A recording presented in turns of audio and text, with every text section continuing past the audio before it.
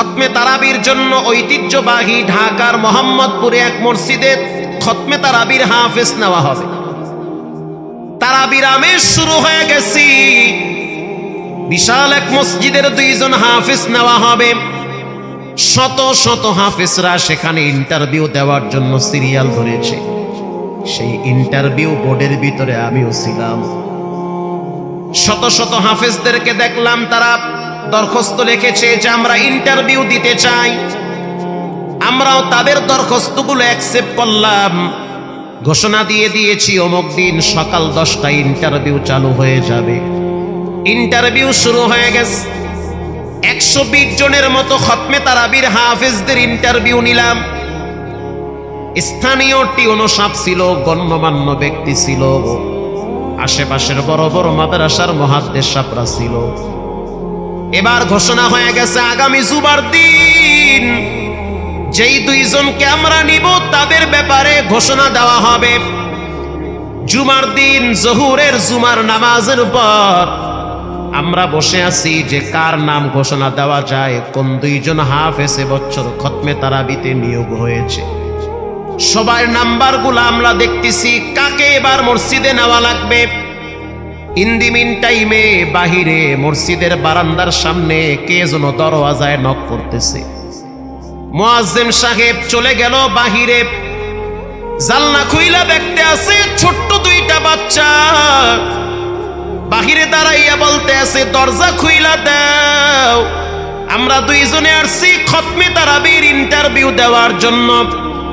মুয়াজ্জিন সাহেব একবার পায়ের দিকে তাকায় আর একবার চেহারার দিকে তাকায়, কারণ কথার সাথে বাস্তবতা মিলতেছে না।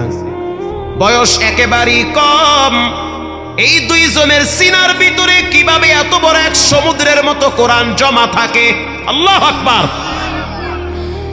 স্পষ্ট জানিয়ে দেওয়া হইল তারাবির ইন্টারভিউ নেওয়া হয়ে গেছে, এখন আর নতুন নেওয়া হবে না, চলে যাও বাড়িতে। এবার 2টা বাচ্চা বলতে আছে আসতে আমাদের দেরি হইছে, তারা দিন না, এটা আল্লাহর ঘর। আল্লাহর ঘর থেকে যদি তাড়িয়ে দেন আমরা কোথায় যাব? বুঝতে পারি নাই যে গত জুমায় ইন্টারভিউ হয়ে গেছে। ভিতর থেকে ইমাম সাহেব বলতে আছে বাহিরে কে চিল্লাচিল্লি করে। বাচ্চা 2টার কথা ইমাম সাহেবের কানে পৌঁছায় দেওয়া হয়।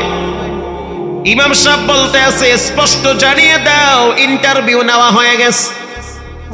পাশে একজন বড় আলেম ছিল, তিনি বলতে আছে যেহেতু ভিতরে আল্লাহর কোরআন জমা আছে, সম্মান এদের আল্লাহ বাড়ায়া দিছে, অতএব তাদেরকে ভিতরে ঢুকতে দাও। ব্যক্তির সম্মান না, এটা হলো কোরআনের সম্মান। আল্লাহু আকবার। আসতে বলো ভিতরে। বাচ্চা 2টা দেখলাম উযু কইরা সুন্দর করে ভিতরে ঢুকলো। 2 জনের চেহারা একই রকম লাগে। আশ্চর্য হয়ে গেলাম, চেহারার ডিজাইন তো একই রকম। আমরা একজনে প্রশ্ন করলাম তোমার নাম কি? বলে আমার নাম হলো মুআজ। আল্লাহু আকবার। তোমার নাম কি? বলে আমার নাম হলো তালহা। নাম 2টা শোনার পরে ভালো লাগছে, কারণ সাহাবীদের নামের সাথে নাম 2টা মিলে গেছে। এবার ইমাম সাহেব বিনয়ের সহিত বলল তারাবির ইন্টারভিউ হয়ে গেছে, এখন আর ইন্টারভিউ হবে না। বাচ্চা 2টা বলল আমরা তো আসতে একটু দেরি করছি, কারণ এখানে আসার জন্য তো টাকা পয়সা লাগবে, কারণ রাস্তায় তো ভাড়া টাকাটাও দরকার। আমাদের 2 জনের বাবা একজন, তার মানে আমরা 2 জন আপস যমজ ভাই। একই মায়ের পেট থেকে আমরা 2টা ভাই দুনিয়াতে আসছি। আল্লাহর কি অনুগ্রহ দয়া, আল্লাহ পাক আমাদের 2টা ভাইয়ের সিনার ভিতরে 30 পারা কোরআন জমা করে দিয়েছে। একজনে বলল যে তাহলে একটু তেলাওয়াত করো, পড়াটা শুনি, একটু পড়ো, তেলাওয়াত করো, পড়াটা শুনি। একটা বাচ্চা বলতে আছে পড়লে তো আর নিবেন না, আপনারা প্রশ্ন করেন আমরা জবাব দিব। এটা শোনার পরে আমাদের হাত পাও ঠান্ডা হয়ে গেছে। জীবনে কত হাফেজ দেখলাম, এমন হাফেজ দেখি নাই যে বলতে পারে আপনারা প্রশ্ন করেন আমরা জবাব দিব। টিউনো সাহেব বলতে আছে একটু তেলাওয়াত কইরা শোনাও। ছোট বাচ্চাটা সূরা তাহা তেলাওয়াত শুরু করে দিল। তাহা মা আনজালনা আলাইকাল কুরআন লিতাশকা। তেলাওয়াত যখন শুরু করলো তাকায় দেখলাম টিয়নো সাহেবের চোখের পানি বায়া বায়া পড়তেছে। স্যার আপনি কেন কাঁদেন? বলে বাইতুল্লাহ দাঁড়াইয়া যেই পড়া শুনছি ওই পড়াটা মনে হয় এখন শুনতেছি। এবার আমরা প্রশ্ন করলাম, যেখানে প্রশ্ন করি পৃষ্ঠা ঠেকায়া দেয়, কোথাও আটকাইতে পারি না। চিন্তা করে দেখলাম সবার ভিতরে পড়ার মানের দিক থেকে এই দুইটা ছেলে ফার্স্ট ক্লাস। সবাই বুদ্ধি দিল, তাহলে একটা কাজ করি, কোনো দিকে তাকানো দরকার নাই। মোতাল্লি সাহেব তার মাজায় ব্যথা চেহারে বসেছিল, ওখান থেকে ওইটা বাচ্চা দুইটারে বুকে জড়ায় ধইরা বলতে আছে, আয় আয়, আর কোন হাফেজ দেখতে চাই না, তোমাদেরকে এবছর খতমে তারাবির জন্য নিয়োগ দিয়া দিলাম। তারাবি শুরু হয়ে গেল 17ই রমজান। বাহিরে হাজার হাজার মানুষ দাঁড়ায় দাঁড়ায় নামাজ পড়ে, এমনকি পুলিশকেও দেখেছি রাস্তার উপরে গামছা বিছায়া নামাজে দাঁড়ায় রইছে। হিন্দু মহিলারাও পর্যন্ত মসজিদের পিছনে দাঁড়ায় দাঁড়ায় কোরআন তেলাওয়াত শুনেছে। 17ই রমজান বদর দিবস, এদের পড়াগুলা এত মানুষদের হৃদয় কেড়েছে। তারাবি শেষ হওয়ার পরে বাচ্চা দুইটার সাথে অনেক মানুষ দেখছি মুসাফা করে, কেউ কপালে চুমা দেয়, বুকের সাথে বুকটা লাগায়, বড় আনন্দ পায়। নামাজ শেষ হওয়ার পরে বাহিরে একটা মুরব্বী বসে আছে, বসে বসে গামছা দিয়া চোখের পানি মুছতেছে। এলাকার গণ্যমান্য ব্যক্তি বলতে আছে, আপনার কি প্রবলেম, এখানে কেন বসে আছেন? সবাই তো বাড়িতে চলে গেছে। এই লোকটা বলতে আছে, আমার মনের কষ্ট আপনারা বুঝবেন না, চলে যান যার যার মতো বাড়িতে। ওই দুইটা হাফেজের ছোট হাফেজটার নজর পড়েছে বাহিরের লোকটার দিকে। ভিতর থেকে পিছনে দৌড় মাইরা আইসা বলতে আছে, এই লোকটা আমার আব্বা। ঢাকা শহরের অলিতে গলিতে রিক্সা চালায়, গ্রামের বাড়ি হলো সেই কুড়িগ্রামে। এলাকার মানুষজন তাকে খুব সম্মান করে ভিতরে নিয়ে গেল। আপনি আরো আগে কেন আসেন নাই? লোকটা বলতে আছে, আমি রিক্সা চালাই, এজন্য আমি এই বাচ্চাদের কাছে এতদিন আসি নাই, না জানি মানুষ বলবে রিক্সাওয়ালার পোলা। আমার বাচ্চাদের হয়তো সম্মান নষ্ট হতে পারে, এজন্য আমি ধারে কাছেও আসি নাই। ইমাম সাহেব বলতে আছে, ওদের মা কোথায়? রিক্সাওয়ালা বলতে আছে, ওদের মা তো আরো 2 বছর আগে গাড়ি অ্যাক্সিডেন্টে কবরের বাসিন্দা হয়ে গেছে। এই ঢাকা শহরে আমি বস্তিতে রুম ভাড়া নিয়ে থাকি, 2টা বাচ্চারে মাদ্রাসায় ভর্তি করছি, ব্রেন এত ভালো, 11 মাসে 2টা বাচ্চা কোরআনের হাফেজ। আল্লাহর কি ফয়সালা, 30 পারা কোরআন আল্লাহ পাক এমন ভাবে জমা করে রাখছে, শুরু থেকে শেষ পর্যন্ত পড়বে, একটা পেছও লাগে না। রিক্সাওয়ালার উক্তি হলো, আল্লাহ তোমার কাছে আমি সন্তানের কামাই খাইতে চাই না, কিন্তু আমার মৃত্যুর পর কোরআনওয়ালা সন্তান যেন নিজের হাতে আমার লাশ কবরে রাখতে পারে। এই দুনিয়ায় কত সম্পদওয়ালা ব্যক্তি দেখছি, মরার সময় ছেলে মেয়েরা পর্যন্ত বাবার জন্য দোয়াটাও করে না। করোনার সময় লাশ ফালায় রাখতে দেখছি, টেলিফোন কইরা বলে লাশটারে দাফন করো, বাবার কাছে আসতে ভয় লাগে। এটার নামই দুনিয়া, কেউ কারো না, কেউ কারো না, একমাত্র একজনই আপনার আপন। জোরে বলেন, তিনি হলেন কে? ওরে যুবক ভাই, ও মুরব্বী বাবা, এলাকার মানুষ, পাক্কা নিয়ত করে নেন, তওবা করে নেন, জীবনে কোনোদিন নামাজ ছাড়বো না, জীবনে কোনোদিন হারাম খাবো না, জীবনে কোনোদিন মদ পান করব না। জিনা আইনান নাজর, চোখের জিনা সবচেয়ে বড় জিনা।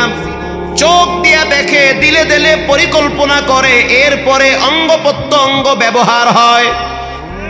এজন্য চোখ থেকে নিজেকে বাঁচান, চোখের গুনাহ থেকে নিজেকে সেভ করেন। চোখের গুনাহ মারাত্মক গুনাহ, কিয়ামতের ময়দানে চোখের ভিতরে গরম সীসা ঢেলে দিবেন কে?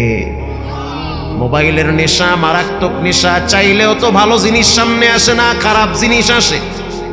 এরপরে 5 ওয়াক্ত নামাজ জামাত সহকারে আদায় করতে না পারলে কি জান্নাতে প্রবেশ করা যাবে? এত প্রশ্ন দিলে তো ফজর হয়ে যাবে। আরে ভাই, আপনি জামাত কেন ছাড়বেন? জামাত ছাড়া তো মুনাফিকি লক্ষণ। জামাত ছাড়া কি লক্ষণ? মুনাফিকি লক্ষণ। আপনি কেন জামাত ছাড়বেন? জামাতের সহিত নামাজ আদায় করতে হবে। এখন জম্মের বৃষ্টি নামছে, আপনি আইতে পারতে আছেন না, ইসলাম বলে আশা লাগবে না, ঘরে নামাজ পড়ো। কথা কি বুঝাইতে পারছি? এমন বৃষ্টি, রাস্তায় নামতে পারতেছেন না। এক। দুই নম্বরে ভয়ঙ্কর কুকুর, নামলেই কামড় দিবে, সেই ক্ষেত্রে ঘরে নামাজ পড়তে পারবেন। তিন, আপনার দুশ্মন যে কোনো টাইমে আপনাকে অস্ত্র দিয়ে আঘাত করে রাস্তায় ডেড করে দিতে পারে, এরকম ভয় আছে না নাই? মাঝে মাঝে থাকে। তো এটাও যদি অনুভব হয়, সেই ক্ষেত্রে আপনি ঘরে নামাজ আদায় করতে পারবেন। আরেকটি ভয়, সেটা হলো আপনি মুরব্বী মানুষ, হাঁটতে পারেন না, কষ্ট হয়, শ্বাস বেড়ে যায়, অসুস্থ, মসজিদে আসতে পারতেছেন না। আগে এক সময় আসছেন, এখন আসতে পারেন না। রাসূলুল্লাহ বলেন, ঘরে বসে নামাজ পড়লেও মসজিদে আসার নেকি আমল নামায় জমা হবে। সুবহানাল্লাহ। আরো আসতে বলেন। সম্মানিত হাজিরিন, সমকামিতা সমাজের ভিতরে বেড়ে গিয়েছে। সমকামিতা চতুর্দিকে ছড়িয়ে পড়েছে। সমকামিতার শাস্তি হলো আগুনে পুড়ে শেষ করে দেওয়া। এটা সমকামিতার শাস্তি। সমকামিতা আজকে বিভিন্ন অ্যাডভার্টাইজের মাধ্যমে, নাটকের মাধ্যমে, থিয়েটারের মাধ্যমে, বিভিন্ন অঙ্গি ভঙ্গিতে আজকে সমকামিতাকে প্রমোট করা হচ্ছে। অনতিবিলম্বে সমকামিতাকে বন্ধ করতে হবে আইন পাশ করে, তা না হলে এই দেশ এক সময় ধ্বংস হয়ে যাবে। আল্লাহ তাআলা হিফাজত করুক। জোরে বলেন আমিন। আরো জোরে বলেন আমিন। দুনিয়া আখিরাতে উত্তম জাযায়ে খায়ের দান করুক, বলেন আমিন। রাসূলুল্লাহ বলেন, কবরের আযাব থেকে যদি মুক্তি পেতে চাও, কোরআনকে বন্ধু বানাতে হবে ইনশাআল্লাহ। বলেন। দুই নম্বরে ওয়াসসালাতু আন ইয়ামিনিহি, নামাজ আপনার বন্ধু হবে। ডান পাশে নামাজ দাঁড়ায় বলবে, খবরদার শাস্তি দিবি না। তিন নম্বরে ওয়াসিয়াম, রোজা আপনার বাম পাশে দাঁড়াবে। চার নম্বরে ওয়াসাইরুল হাসানাতি ইনদা রিজলাইন, জাগতিক আমলগুলা পায়ের কাছে দাঁড়ায় বলবে, খবরদার শাস্তি দিবা না। সাদাকার সওয়াব, মানুষের সাথে ভালো আচরণের সওয়াব, রাস্তায় বিষাক্ত পাথর পড়ে আছে, সরায়া দিছে, ভালো কাজ, এগুলোর নেকি জমা হতে হতে আল্লাহ তাআলা কবরে বন্ধু আকারে পায়ের কিনারায় দাঁড় করায়া দিবে। আমরা কি বুঝলাম? কবরের আযাব থেকে যদি মুক্তি পেতে হয়, শাস্তি থেকে যদি বাঁচতে হয়, চারটা জিনিসকে বন্ধু বানাতে হবে। জোরে বলেন কয়টা? চারটা। এক নম্বরে কোরআন, জোরে বলেন কি? দুই নম্বরে নামাজ, বলেন কি? শীতের দিন নামাজ পড়তে কি মজা লাগে না কষ্ট লাগে? কষ্ট লাগে না? মানে যারা পড়েন হেরা জোরে কয় কষ্ট লাগে। ঠিক আছে না? ঠিক কথা তো। রাসূলুল্লাহ বলেছেন, মান গাদা ইলাল মসজিদ আও রাহা আ'আদাল্লাহু লাহু নুজুলাহু মিনাল জান্নাহ কুল্লামা গাদা আও রাহা। যে ব্যক্তি সকালে আর সন্ধ্যায়, অর্থাৎ ফজর আর এশায় মসজিদে গিয়ে নামাজ আদায় করে, আল্লাহর রাসূল বলেন, কিয়ামতের ময়দানে জান্নাতে আল্লাহ তাআলা নিজ হাতে তাকে মেহমানদারি করাবে। সুবহানাল্লাহটা যেমনে কইছেন ভাল লাগলো না? আরো জোরে বলেন সুবহানাল্লাহ। যে ব্যক্তি সকাল আর সন্ধ্যায় মসজিদে আসা যাওয়া করবে, আসা যাওয়া মানে কি আর জোরে সন্ধ্যায় দৌড় মারবে না, সে নামাজ আদায় করবে। মান সাল্লাল বারদাইনা দাখালাল জান্নাহ। দুই ঠান্ডার নামাজ, ইশা আর ফজর, অনেক কষ্ট লাগে, তারপরেও পড়তে হবে। আদায় করবেন তো ইনশাআল্লাহ?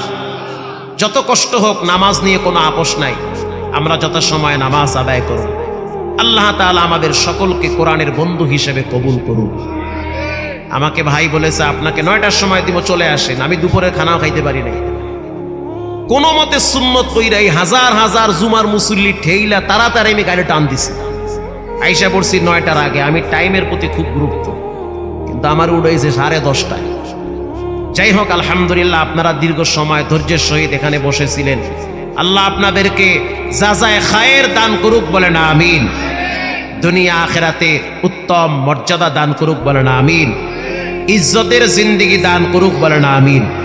সুবহানাল্লাহি ওয়া বিহামদিহি, সুবহানাল্লাহিল আযীম।